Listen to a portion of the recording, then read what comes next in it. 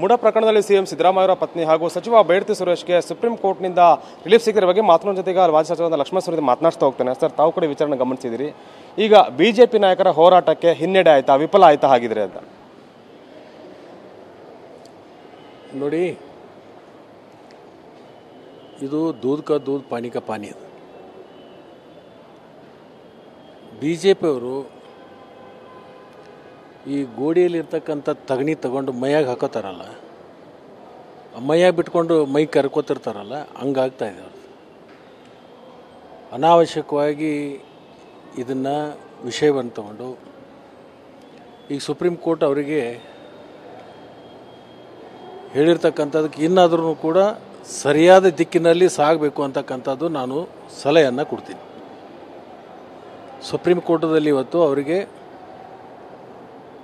ಮಂಗಳಾರತಿ ಮಾಡಿದ್ದಾರೆ. ನಾನು ಅವತ್ತೂ ಹೇಳಿದ್ದೆ, ಇವರು ಮೈಸೂರುವರೆಗೆ ವಾಕಿಂಗ್ ಮಾಡೋದು, ನಡೀತಾ ಹೋಗೋದು ಆರೋಗ್ಯಕ್ಕೆ ಒಳ್ಳೆಯದಾಗ್ಬೋದು ಹೊರತಾಗಿ ರಾಜಕೀಯದ ಲಾಭ ಆಗಲ್ಲ ಅಂತ ಹೇಳಿದ್ದೇನೆ ಆರಂಭ ದಿವಸನೇ.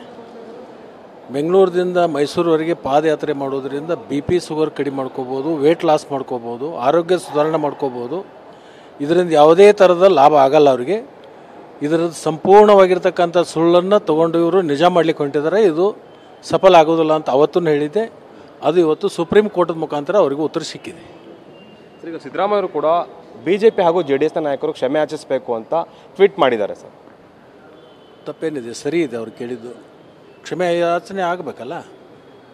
ತಪ್ಪು ಮಾಡಿದ್ದೀವಿ, ಇದನ್ನು ಕ್ಷಮಾ ಮಾಡ್ರಿ ಅಂತ ಕೇಳಬೇಕು. ತಪ್ಪೇನಿಲ್ಲ, ಕೇಳಬೇಕಾಗ್ತದೆ, ಕೇಳಬೇಕು.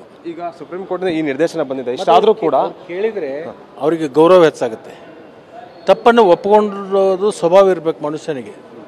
ತಪ್ಪು ಒಪ್ಪುವಂಥ ಸ್ವಭಾವ ಇದ್ದರೆ ಸಮಾಜದಲ್ಲಿ ಸ್ವಲ್ಪ 4 ದಿವಸವನ್ನು ಒಳ್ಳೆತನ ಅದು ಬರುತ್ತೆ. ಕೇಳೋದು ಒಳ್ಳೆಯದವರು. ಈಗ ಮೂಢ ಪ್ರಕರಣದಲ್ಲಿ ಈಗ ಮತ್ತೆ ಹೋರಾಟವನ್ನು ಕೂಡ ಮಾಡ್ತೇವೆ, ಹೋರಾಟವನ್ನು ಮುಂದುವರಿಸ್ತೇವೆ ಅಂತ 6 ವರ್ಷಕ್ಕೆ ಹೇಳಿದ್ದಾರೆ. ಏನು ಮಾಡ್ತಾರಂತೆ? ಸುಪ್ರೀಂ ಕೋರ್ಟ್ಗಿಂತ ಇನ್ನೊಂದು ಯಾವುದು ಮತ್ತೆ ಯಾವುದು ಏನು ಅಂತಾರಾಷ್ಟ್ರೀಯ ಕೋರ್ಟಿಗೆ ಏನಾದರೂ ಹೋಗ್ತಾರಾ? ವಿಶ್ವಸಂಸ್ಥೆಯಲ್ಲಿ ಏನಾದರೂ ದಾಖಲು ಮಾಡ್ತಾರೆ ಕೇಸು? ಎಲ್ಲಿ ಏನು ಹೋರಾಟ ಮಾಡ್ತಾರೆ? ಇದರಲ್ಲಿ ಸುಮ್ಮನೆ ಬೇರೆ ವಿಷಯ ಇಲ್ಲ ರೀ ಅವರಿಗೆ. ಬೇರೆ ವಿಷಯ ಇಲ್ಲದಕ್ಕೆ ಅದು ಮಾಡ್ತಾ ಇದ್ದಾರೆ, ಆಗ್ತಾ ಇದೆ ಅಷ್ಟೇ. ಈಗ CM ಸಿದ್ದರಾಮಯ್ಯ ಈ ಆರೋಪದಿಂದ ಸಂಪೂರ್ಣವಾಗಿ ಹೊರಗಡೆ ಬರ್ತಾರೆ ಹಾಗಾದ್ರೆ ಈ ಪ್ರಕರಣದಿಂದ? ಅಲ್ಲ ರೀ, ಸುಪ್ರೀಂ ಕೋರ್ಟ್ದಾಗ ಈ ತೀರ್ಪು ಕೊಟ್ಟ ಮೇಲೆ ಇನ್ನೂ ಹೊರಗೆ ಬರ್ತಾರೆ ನೀವು ಹೊರಗೆ ಬರ್ತಾರೆ ಕೇಳಿದರೆ ಏನು ಹೇಳೋದು ಅರ್ಥ? ನಮ್ಮಲ್ಲಿ ಸಂವಿಧಾನಕ್ಕೆ ಬೆಲೆ ಇದೆ ತಾನೆ. ಸುಪ್ರೀಂ ಕೋರ್ಟನ್ನು ಹೈಯೆಸ್ಟ್ ಅಲ್ಲ, ಮತ್ತಿನ್ನೇನು ಮುಗಿದು ಹೋದ ಕತೆ. ಇದಿಷ್ಟು ಕೂಡ ಮಾಜಿ ಸಚಿವ ಲಕ್ಷ್ಮಣ ಸವದಿಯವರ ಸ್ಪಷ್ಟವಾದ ಮಾತು. ಕೇಂದ್ರ ಸರ್ಕಾರ EDಯ ಮೂಲಕ ನಿರಂತರವಾಗಿ ರಾಜಕೀಯ ಪ್ರಯತ್ನವನ್ನು ಕೂಡ ಮಾಡ್ತಾ ಇದೆ, ರಾಜಕೀಯ ಪ್ರೇರಣೆಯನ್ನು ಕೂಡ ಮಾಡ್ತಾ ಇದೆ. ಈಗ ಸುಪ್ರೀಂ ಕೋರ್ಟ್ ಚಾಟಿಯನ್ನು ಬೀಸೋದ್ರ ಮೂಲಕ ಬಿಜೆಪಿಯ ನಾಯಕರ ಈ ಒಂದು ಹೋರಾಟ ವಿಫಲ ಆಗಿದೆ ಅನ್ನೋ ಮಾತನ್ನು ಹೇಳ್ತಾ ಇದ್ದಾರೆ. ಕ್ಯಾಮರಾ ಪರ್ಸನ್ ವಿನೋದ್ ಜೊತೆ ಅನಿಲ್ ಕಲ್ಕೆರೆ, TV9 ಬೆಂಗಳೂರು.